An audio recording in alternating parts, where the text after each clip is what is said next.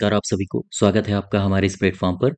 हम लोग भारत के संविधान एवं राज्य व्यवस्था में पंचायती राज का इतिहास कर रहे थे और इसके दो भाग हम लोग कर चुके हैं। पहला भाग और दूसरा भाग। ठीक है, ये हमारा तीसरा भाग है।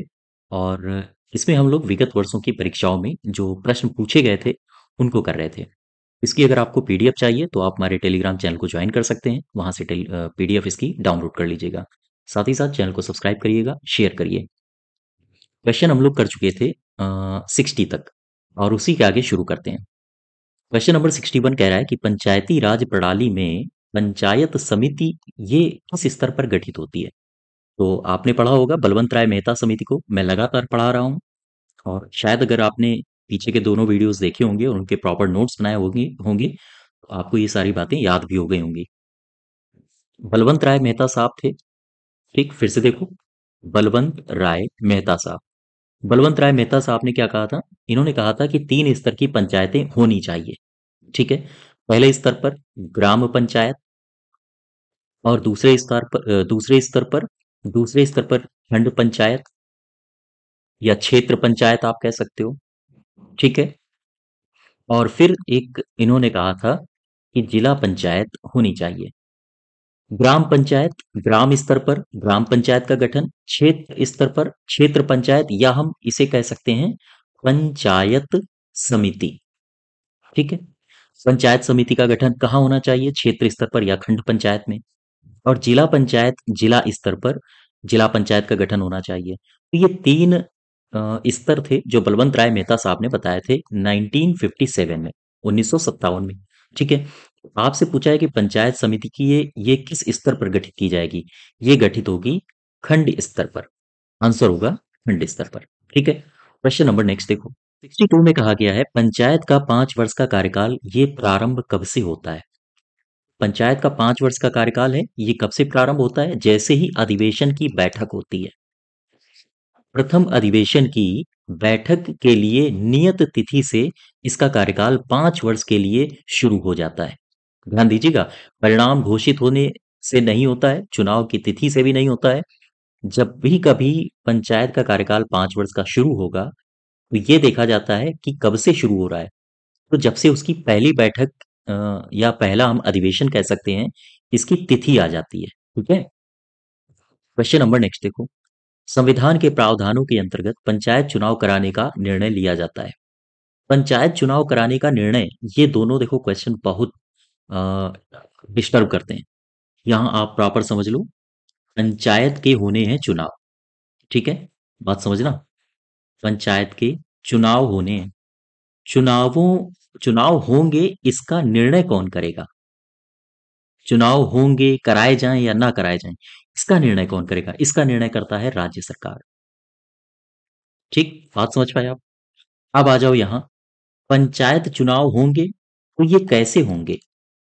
ठीक, इसकी निर्वाचक नामावली तैयार करना और भी कई सारे काम वो कौन करता है? ये सब करेगा राज्य निर्वाचन राज्य निर्वाचन आयोग।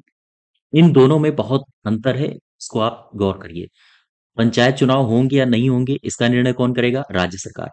पंचायत चुनावों को कैसे कराया जाएगा, इसका निर्णय कौन कराएगा? ये इसका पूरा का पूरा प्रबंधन करने का अधिकार किसका होता है? राज्य निर्वाचन आयोग का। ठीक है, तो आपसे पूछा गया है कि चुनाव कराने का निर्णय किसका होता है? आंसर होगा राज्य सरकार का। क्लियर है बात? तीसरा यहां से सही हो जाएगा। नेक्स्ट देखो, अच्छा क्या बता सकते हो पंचायत के चुनाव, ये जो राज्य निर्वाचन आयोग है, इसका आर्टिकल बताओ मुझे। इसका मुझे आर्टिकल बताओ कमेंट बॉक्स में। ठीक है, नेक्स्ट देखो, पंचायत के सरपंच का चुनाव कैसे होता है? पंचायत के सरपंच का चुनाव करना है, कैसे होता है? तो पंचायत के सरपंच का जो चुनाव होता है वो होता है पंचों के द्वारा। पंच ही आपस में मिलते हैं और वो अपने लिए अपना मुखिया चुनते हैं, जिसे कहा जाता है सरपंच। तो अब यहां देख लो, पंचायत के पंचों के द्वारा ही हाँ सरपंच का चयन होता है। ठीक है, नेक्स्ट देखो, संविधान के किस भाग में पंचायती राज व्यवस्था संबंधी प्रावधान दिए गए हैं? संविधान के किस भाग में दिए गए हैं पंचायती राज व्यवस्था संबंधी प्रावधान? संविधान का भाग है 9। पंचायती राज व्यवस्था संबंधी प्रावधान संविधान के भाग 9 में है। यहीं पर है पंचायती राज, इसी भाग में। कौन कौन से ये पंचायती राज कब जोड़ा गया था? तो आपको पता होगा, मैं कई बार आपको बता चुका हूँ। 73वां संविधान संशोधन अधिनियम 1992। और अस्तित्व में कब आया था? 1993 में। ठीक है, यहाँ तक क्लियर है। अच्छा, इसमें ये जो 9 भाग है, इसमें आर्टिकल्स कहाँ से कहाँ तक हैं? आर्टिकल 243 से लेकर आर्टिकल 243 का ऋण, यानी कि टोटल ओवरऑल आर्टिकल कितने हैं? ओवरऑल पूरे टोटल इस भाग में आर्टिकल आपको मिलेंगे 16। ठीक है, तो ये सारी की सारी बातें हमारे कभी ना कभी एग्जाम में पूछी गई हैं। ठीक है, इसलिए मैं बार बार रिवाइज भी करवाता चलता हूँ, तो याद रखिएगा इनको। क्वेश्चन नंबर नेक्स्ट देखो। निम्नलिखित में से कौन पंचायतों की संरचना के बाबत उपबंध करने को को अधिकृत है ना?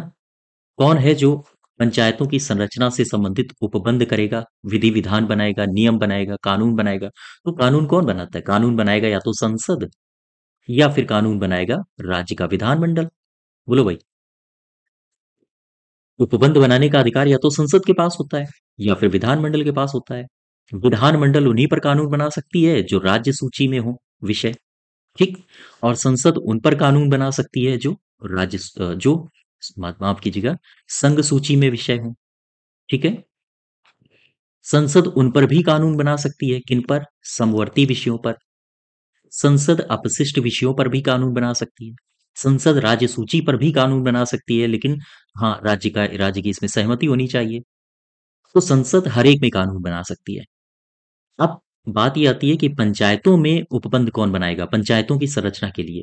पंचायत को आप देखिए, ये किस सूची का विषय है? ये है राज्य सूची का विषय। ठीक है। अब चूंकि राज्य सूची का विषय है, तो राज्य सूची पर कानून बनाने का अधिकार विधानमंडल का होता है। तो फिर राज्य सूची यानी कि पंचायतों पर कानून कौन बनाएगा? कानून बनाएगा राज्य का विधान मंडल। क्लियर बात? हमारा ये सही हो जाएगा। स्पष्ट हुई बात आपको? क्वेश्चन नंबर नेक्स्ट देखो। 67, पंचायतों एवं नगर पालिकाओं के संबंध में भारतीय संविधान में किस वर्ष प्रावधान किए गए थे? तो पंचायत ले लो और नगर पालिका ले लो। ठीक है, पंचायत ले लो और नगर पालिका ले लो। पंचायत के लिए 73rd कॉन्स्टिट्यूशनल अमेंडमेंट एक्ट आया था 1992, 1993 में, अस्तित्व में 93 में आया था। ठीक है। नगर पालिका के लिए 74वां संविधान संशोधन अधिनियम था। कब आया था? 1992 और 93 में। ये है पंचायत और नगर पालिका के ईयर्स, जब ये दोनों ही अधिनियम अस्तित्व में आए थे। आंसर क्या हो जाएगा? 1993। क्लियर बात? अब जरा पंचायत को एक बार एक नजर से देख लो। पंचायत किस भाग में है? भाग है 9। आर्टिकल कहां से कहां तक है? आर्टिकल है 243 से 243 का ऋण। ठीक। और कौन सा संविधान संशोधन अधिनियम किया गया? 73वां। अब नगर पालिका में आ जाओ, कौन से भाग में है? भाग 9 का। कब आया? 74 में आया, 1993 में आया। ठीक है। ये किस अनुच्छेद तक ये विस्तारित है? आर्टिकल है 243 का ता से, याद रखिएगा, 243 का या छा। ठीक है, मैं हिंदी वर्जन बता रहा हूं। क्लियर बात? ये सारी की सारी बातें आप एक जगह नोट करिए और याद करिए। क्वेश्चन नंबर नेक्स्ट देखो। निम्नलिखित में से कौन जनता के द्वारा प्रत्यक्ष निर्वाचित होते हैं? प्रत्यक्ष निर्वाचित कौन होते हैं? तो इसके लिए आप एक टेबल बना लेते हैं।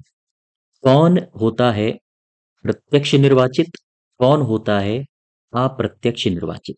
ठीक है, इसकी एक बना लेते हैं हम लोग टेबल। अगर हम बात करें किसकी? ग्राम पंचायत की। ठीक है, फिर हम बात करेंगे क्षेत्र पंचायत की, और फिर हम बात करेंगे किसकी? जिला पंचायत की।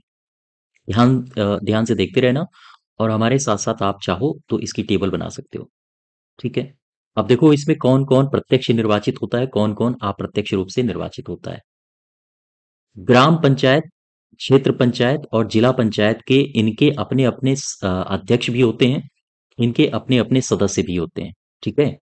तो जरा देखो, ग्राम पंचायत का जो अध्यक्ष होता है और ग्राम पंचायत के जो सदस्य होते हैं, क्षेत्र पंचायत में भी एक अध्यक्ष होता है और कुछ सदस्य होते हैं। यहाँ भी एक अध्यक्ष होता है और कुछ सदस्य होते हैं। अब जरा देखो, ग्राम पंचायत का जो अध्यक्ष होता है वो प्रत्यक्ष रूप से चुना जाता है। हाँ, बिल्कुल चुना जाता है। इसके सदस्य भी प्रत्यक्ष रूप से चुने जाते हैं। ध्यान रखिएगा, इस टेबल को गौर करिएगा। ग्राम पंचायत के अध्यक्ष, प्रत्यक्ष मतलब जनता के द्वारा, ये जनता के द्वारा डायरेक्ट चुने जाते हैं, और ये जनता के प्रतिनिधियों के द्वारा चुने जाते हैं। जनता के प्रतिनिधियों के द्वारा चुने जाते हैं, यहाँ वो होंगे। तो अध्यक्ष जो होता है वो जनता के द्वारा डायरेक्ट चुना जाता है, सदस्य भी डायरेक्ट चुने जाते हैं। क्षेत्र पंचायत में अध्यक्ष डायरेक्ट नहीं चुना जाता, क्लियर है बात। जबकि ये अप्रत्यक्ष रूप से चुना जाता है जनता के प्रतिनिधियों के द्वारा। क्षेत्र पंचायत के सदस्य ये डायरेक्ट चुने जाते हैं जनता के द्वारा, ठीक है। अब जिला पंचायत में आ जाओ। जिला पंचायत का जो अध्यक्ष होता है वो जनता के द्वारा नहीं चुना जाता है, जिला पंचायत के सदस्य ही अपने में से एक मेंबर को अध्यक्ष बना देते हैं। तो ये भी कौन हो गया, ये भी जाएगा जनता के प्रतिनिधियों के द्वारा चुना गया व्यक्ति होता है अध्यक्ष। अच्छा, सदस्य ये जनता के द्वारा चुने जाते हैं। तो ये आप पूरी की पूरी टेबल याद रखो। अब यहाँ प्रश्न में वापस आओ। जनता के द्वारा प्रत्यक्ष रूप से निर्वाचित कौन होता है? मैंने क्या बताया है? प्रधान, ठीक। सरपंच, अब यहाँ नोट बना के एक लिख लेना, मैंने पीछे वाले क्वेश्चन में कराया है। सरपंच ये अप्रत्यक्ष निर्वाचित होता है। किसके द्वारा? पंचों के द्वारा। पंच ही अपने में से एक सरपंच चुनते हैं, ठीक है। क्षेत्र प्रमुख, क्षेत्र प्रमुख का मतलब क्षेत्र पंचायत का अध्यक्ष, ये अप्रत्यक्ष चुना जाएगा, प्रत्यक्ष नहीं होगा। जिला पंचायत का अध्यक्ष ये भी देखो यहाँ पे, हाँ, अप्रत्यक्ष चुना जाता है। तो हमारा जो सही उत्तर हो जाएगा वो 1 और 3, ठीक। 1 और 3, यहाँ पर कोई है गड़बड़, मैंने बोल दिया क्या? 1 और 3 नहीं, 1 और 5 ये सही होगा, ठीक है। तो हमारा चौथा सही हो जाएगा। तो ये सारी की सारी बातें आप याद रखिएगा, क्लियर बात। क्वेश्चन नंबर नेक्स्ट देखो। 69, पंचायती राज का मुख्य उद्देश्य क्या है? पंचायती राज का मुख्य उद्देश्य क्या है? पढ़ लो जरा। लोगों को विकास मूलक प्रशासन में भागीदारी योग्य बनाना, बिल्कुल ठीक है। आगे पढ़ो। लोगों की राजनीतिक जागरूकता बढ़ाना, ये गलत है। कृषि उत्पादन, बिल्कुल गलत है। रोजगार बढ़ाना, ये कोई लक्ष्य नहीं होता है पंचायती राज का।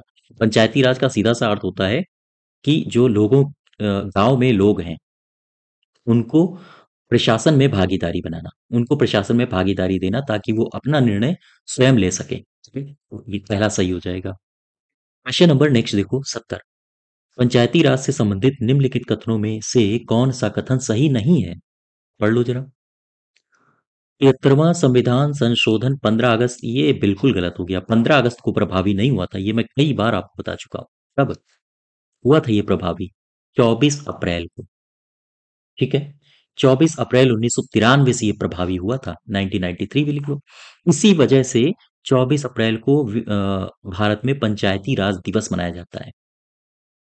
जो 24 अप्रैल है वो मनाया जाता है पंचायती राज दिवस, ठीक है।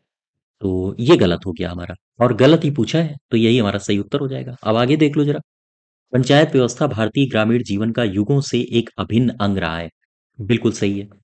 पंचायत व्यवस्था जो है वो भारतीय ग्रामीण जीवन का युगों से एक अभिन्न अंग रहा है। आपने दक्षिण भारत में देखा होगा पंचायतों का प्रचलन, स्थानीय स्वशासन वहीं से आया है। और इससे पहले भी आपने अगर महाभारत रामायण जैसे ग्रंथ देखे होंगे तो कहीं ना कहीं आपको एक झलक मिलती है पंचायती राज की। मौर्य प्रशासन में भी हमें पंचायती राज की झलक मिलती है। सबसे जो छोटा होता था ग्रामीणी होता था। गुप्त काल में भी हमें पंचायती राज की झलक देखने को मिलती है ना। कहीं ना कहीं ये जो दूसरा सेंटेंस लिखा है ये सही है। भारतीय संविधान का अनुच्छेद 243 जी उसके महत्व को बढ़ाता है। 243 जी क्या है? 243 जी है पंचायतों की शक्तियां और उनके प्राधिकार और उनके उत्तरदायित्व, तो ये भी सही है। यह एक त्रिस्तरीय जैविकीय रूप से जुड़ी संरचना है, बिल्कुल सही है, त्रिस्तरीय है। तो हमारा जो गलत होगा वो यही पहला हो जाएगा। क्वेश्चन नंबर 71 देखो, निम्नलिखित में से कौन भारतीय संविधान के अंतर्गत सही सुमेलित नहीं है? देख लो जरा। पंचायत भाग 9 में है, बिल्कुल सही है। नगर पालिकाएं भाग 9 का में है, बिल्कुल सही है। पंचायतों के लिए 73वां संविधान संशोधन अधिनियम आया था 1973 में, गलत हो गया। 92 93 में, 92 93 में, ठीक है। और नगर पालिकाओं के लिए कौन आया था? 74वां संविधान संशोधन 92 93 में।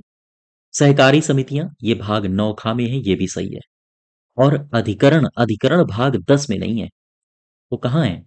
अधिकरण किस भाग में है? अधिकरण भाग में है, इसके लिए भाग है, अधिकरण के लिए मैं बोल रहा हूँ, भाग है 14 का। ये प्रश्न पूछा जाता है कि ये 14 का क्या मूल संविधान में था? नहीं, ये मूल संविधान में नहीं था। कब आया ये मूल संविधान में? ये आया इंदिरा गांधी की सरकार में। सॉरी, कौन सा था अमेंडमेंट? मिनी मिनी संविधान किसे कहा जाता है? देखो मैं भूल रहा हूँ। हाँ, मिनी संविधान कौन है? हाँ, 42वां 42nd कॉन्स्टिट्यूशनल अमेंडमेंट एक्ट हुआ था 1976 में। इंदिरा गांधी जी की सरकार थी और उसी सरकार के अंतर्गत ये भाग 14 का जोड़ा गया, जिसमें अधिकरण को जोड़ा गया। अधिकरण, दो प्रकार के अधिकरणों का वर्णन किया गया है, प्रशासनिक अधिकरण और अन्य मामलों के अधिकरण।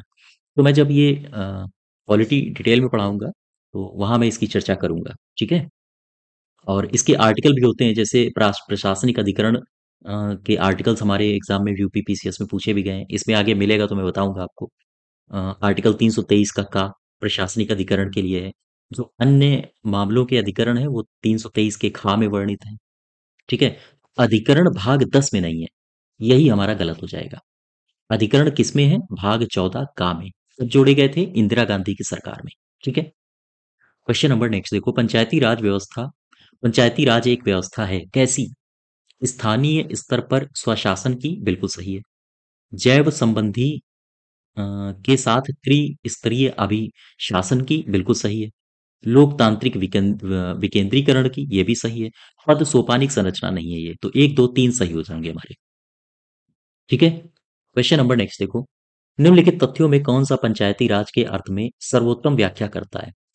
पंचायती राज के संदर्भ में कौन सर्वोत्तम व्याख्या करता है? लोकतांत्रिक विकेंद्रीकरण है, ये सही है। प्रशासनिक विकेंद्रीकरण नहीं है। सामुदायिक विकास योजनाओं में पंचायतों की सक्रिय भागीदारी रहती है। और अधिक वित्तीय शक्तियों का उपयोग, ठीक है। अधिक वित्तीय शक्तियों का उपयोग भी नहीं है। सामुदायिक विकास योजनाओं में पंचायतों की सक्रिय भागीदारी रहती है। तो यही एक और तीन सही है, ये वाला। क्लियर है बात? क्वेश्चन नंबर नेक्स्ट देखो, पंचायतों के प्रधान, प्रमुख और अध्यक्ष के पदों में महिलाओं के लिए, जिनमें अनुसूचित जाति, अनुसूचित जनजाति तथा पिछड़ी जाति की महिलाएं शामिल हैं, आरक्षण से उनके क्रियाकलाप में एक सुस्पष्ट परिवर्तन आया है। बिल्कुल सही है। महिलाओं को जब से आरक्षण दिया गया है से बहुत हद तक तो सुधार नहीं आया है, लेकिन कहीं ना कहीं थोड़ा बहुत उनके जीवन में बदलाव, परिवर्तन आया है। अब आगे देखो, ये पहला तो सही हो गया। ग्रामीण क्षेत्रों में महिलाएं इस आरक्षण की मांग लंबे समय से कर रही हैं। महिलाएं मांग नहीं कर रही हैं, महिलाओं को दिया गया है। अभी आपने पंचायत सीरीज देखी होगी, तो उसमें आज भी ये गांव में स्थिति है कि महिला जो प्रधान होती है वो झंडारोहण ना करना, उसके, हाँ, पति प्रधान बन जाना, तो इस तरह की परंपराएं आज भी गांव में प्रचलित हैं।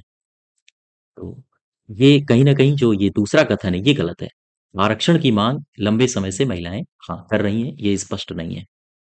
तो यहां से जो सही हो जाएगा वो ए सही है, आर गलत है, ठीक है।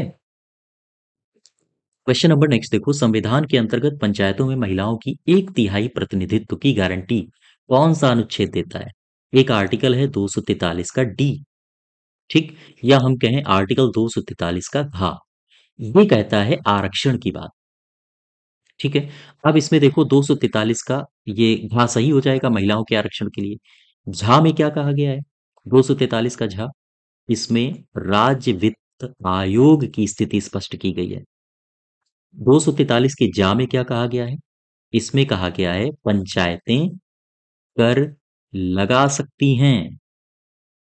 क्लियर है बात? 243 के गा में बता सकते हो आप, इसमें कहा गया है पंचायतों की संरचना। सी फॉर कंस्ट्रक्शन, 243 का आप सी कह सकते हो इसको। तो 243 का सी, सी फॉर कंस्ट्रक्शन, कंस्ट्रक्शन यानी कि पंचायतों की संरचना, ठीक है। क्वेश्चन नंबर नेक्स्ट देखो, उत्तर प्रदेश में पंचायती राज संस्थाओं में महिलाओं के लिए आरक्षित स्थानों की संख्या कितनी है? आरक्षित स्थानों की संख्या कितनी है? तो उत्तर प्रदेश में 1/3 है। वो संवैधानिक प्रावधान है। कुछ राज्य ऐसे हैं जहां पर 50% आरक्षण दिया गया है, लेकिन उत्तर प्रदेश में अभी तक ऐसा कुछ हुआ नहीं है।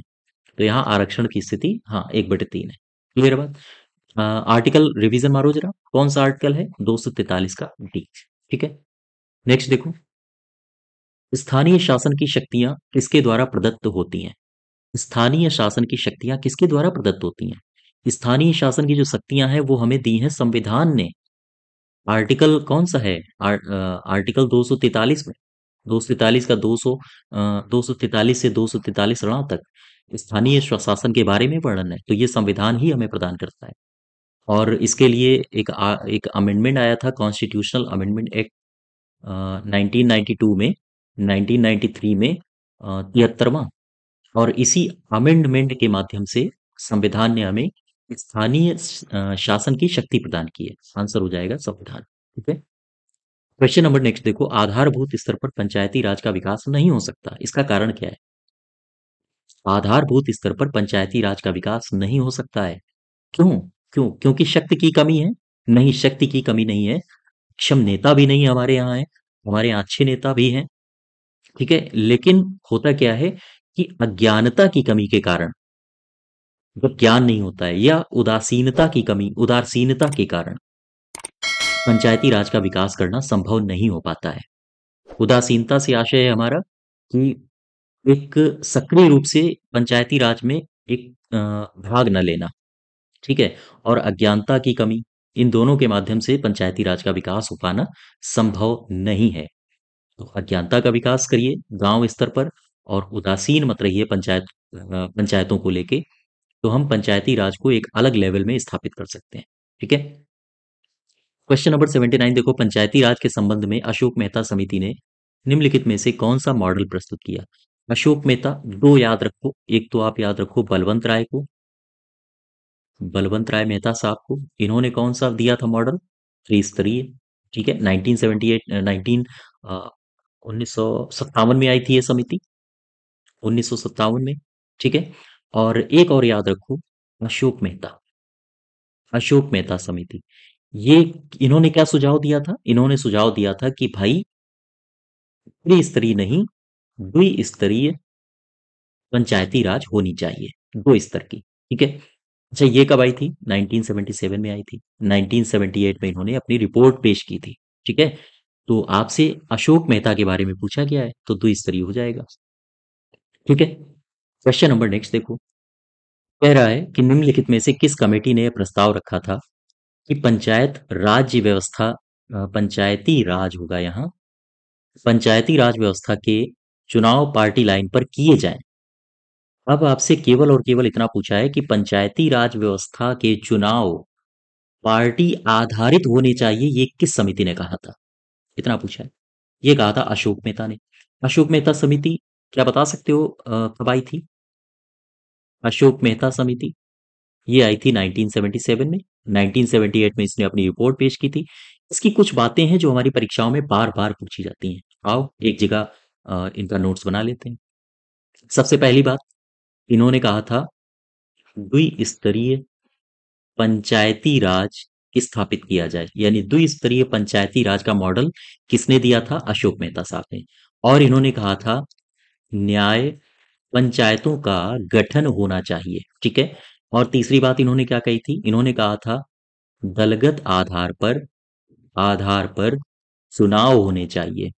ठीक है। तो यही बात लिखी है, पंचायती राज व्यवस्था में चुनाव पार्टी लाइन के आधार पर किए जाएं। ठीक है, दलगत आधार पे। और इन्होंने क्या कहा था? इन्होंने कहा था पंचायती राज को संवैधानिक दर्जा दो, संवैधानिक दर्जा दो। ठीक है। अब एक बात यहां से ध्यान रखो, जब भी कभी प्रश्न आता है कि पंचायती राज को संवैधानिक दर्जा किस समिति ने दिया, तो वहां पर आंसर होता है सिंघवी समिति, एलएम सिंघवी समिति। अशोक मेहता का नाम क्यों नहीं आता है? क्योंकि अशोक मेहता की समिति का गठन किया गया था मोरारजी देसाई की सरकार के द्वारा, और मोरारजी देसाई की सरकार गिर गई थी, तो इस समिति को इम्प्लीमेंट नहीं किया जा सका था। लेकिन अगर आपसे यही प्रश्न पूछे कि संवैधानिक दर्जा देने की सबसे पहली मांग किस समिति ने की थी, तो अशोक मेहता होगा। बात समझ पा रहे हो आप? चलिए। अच्छा, और इन्होंने क्या कहा था? इन्होंने एक सिफारिश और दी थी। इन्होंने कहा था पंचायत विघटन के पंचायत विघटन के 6 माह के अंदर अंदर चुनाव होने चाहिए। ठीक है, क्लियर बात? पंचायत विघटन हो उसके 6 माह के अंदर, यानी पंचायत का जैसे ही विघटन हो तो 6 माह के अंदर अंदर चुनाव नए संपन्न करा लिए जाने चाहिए। तो ये कुछ बातें हैं अशोक मेहता साहब की, और भी कई सारी सिफारिशें इन्होंने दी थी। जगह का अभाव है इसलिए मैं नहीं लिख पाऊंगा। और तो ये सारी सिफारिशें हैं, तो आप इनको एक जगह नोट डाउन करिए, इनका रिवीजन करिए बार बार। क्वेश्चन नंबर नेक्स्ट देखो, निम्नलिखित में से किसे भारत में पंचायती राज व्यवस्था की आधारशिला कहा जाता है? बताओ भाई। पंचायती राज की आधारशिला कहा जाता है ग्राम सभा को। ठीक है, ग्राम सभा को आधारशिला कहा जाता है। अच्छा, ग्राम सभा किस आर्टिकल में है? 243 का। ठीक है, ग्राम सभा याद रखिएगा इसको। क्वेश्चन नंबर नेक्स्ट देखो, भारत में राष्ट्रीय पंचायती राज दिवस ये मनाया जाता है कब? कब से मनाया जा रहा है? ये मनाया जा रहा है 24 अप्रैल को। ठीक है, मनमोहन सरकार से ये पंचायती राज दिवस मनाया जा रहा है। नेक्स्ट देखो, राज्य वित्त आयोग ये क्या है? राज्य वित्त आयोग है क्या? दरअसल आप ऐसे समझो, ये जो राज्य वित्त आयोग है ये कहाँ वर्णित है? इस आर्टिकल में है। आर्टिकल है 243 का, इनकम आई, या फिर हम कहें 243 का झा। ठीक, इस भाग में है। भाग हो जाएगा 9, भारत के संविधान का भाग 9। अच्छा, अब मुझे बताओ, क्या राज्य वित्त आयोग का वर्णन संविधान में है? हाँ है। कहाँ है? संविधान का भाग 9 देख लो, अनुच्छेद 243 का आई देख लो, वहां पर है। तो फिर राज्य वित्त आयोग कैसा आयोग होगा? वो एक होगा संवैधानिक आयोग। ठीक, जिसका वर्णन संविधान में है वो संवैधानिक आयोग है। तो राज्य वित्त आयोग का वर्णन संविधान में है तो वो संवैधानिक आयोग हो गया। सही उत्तर हो जाएगा तीसरा। ठीक है, नेक्स्ट देखो, निम्नलिखित में से कौन पंचायतों की संरचना के बाबत उपबंध करने के लिए प्राधिकृत है? पंचायतों की संरचना का उपबंध कौन करेगा? उपबंध मतलब नियम कौन बनाएगा, कानून कौन बनाएगा? कौन बनाएगा? राज्य का विधानमंडल। क्यों? क्योंकि राज्य सूची में आता है पंचायतें, और राज्य सूची पर कानून बनाने का अधिकार संसद का नहीं बल्कि विधानमंडल का होता है। ठीक है, बात समझ पा रहे हो आप? इसका सही उत्तर हो जाएगा दूसरा। क्वेश्चन नंबर 85 85 देखो, निम्नलिखित में से कौन सी एक समिति है जो पंचायती राज संस्था से संबंधित नहीं है? पीवीएन राव समिति ये संबंधित नहीं है। एलएम सिंघवी समिति ये वही समिति है जिसने कहा था कि पंचायतों को संवैधानिक दर्जा दिया जाए। तो 1986 में इसकी स्थापना हुई थी। अशोक मेहता समिति ये भी पंचायती राज से संबंधित है। ये वही समिति है जिसने कहा था कि पंचायतों में दलगत राजनीति का हस्तक्षेप होना चाहिए।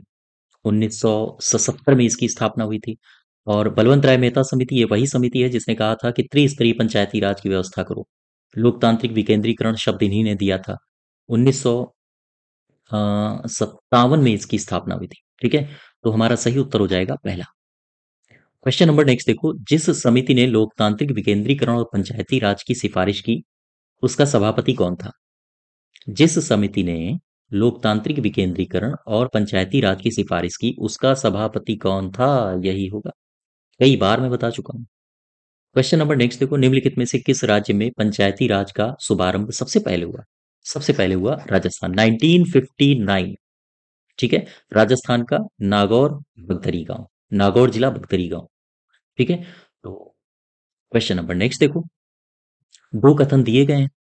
73वां संविधान संशोधन भारत में स्थानीय शासन के इतिहास में एक आधार स्तंभ के रूप में माना जाता है। बिल्कुल सही है।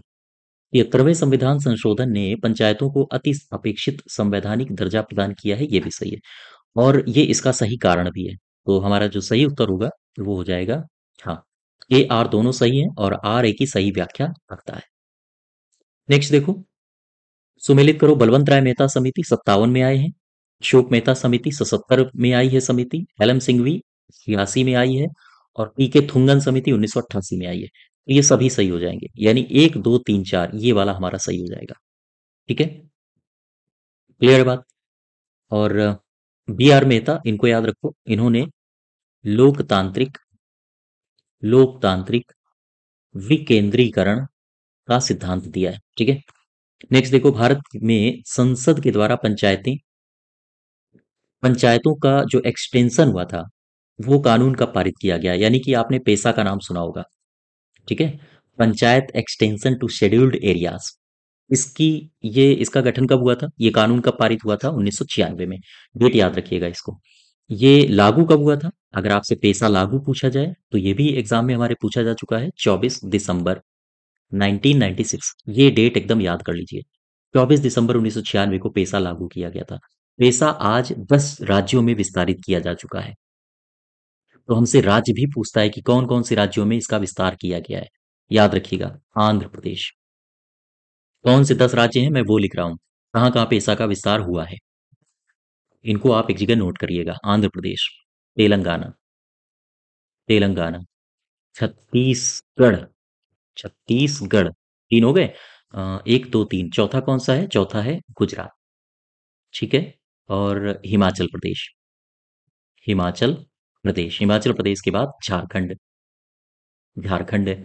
झारखंड के बाद तीन और तीन, छः, छः। सातवां कौन सा है? सातवां है मध्य प्रदेश, मध्य प्रदेश। ठीक है।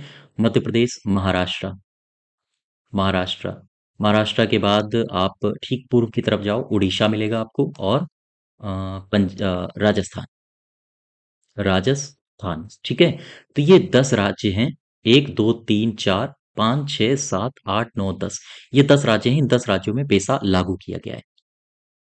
ठीक है, एक्सटेंड किया गया है। तो याद रखिएगा इनको। तो ये हमारा पार्ट 3 है। और इसकी अगर आपको पीडीएफ चाहिए तो आप हमारे टेलीग्राम चैनल से इसकी पीडीएफ को डाउनलोड कर सकते हैं। इन वीडियोस को आप बार बार रिवाइज करिए, और यकीन जानिए ये सारी चीज़ें आपके, हाँ, आपके दिमाग में आ जाएंगी। तो आज यहीं तक रखते हैं। धन्यवाद।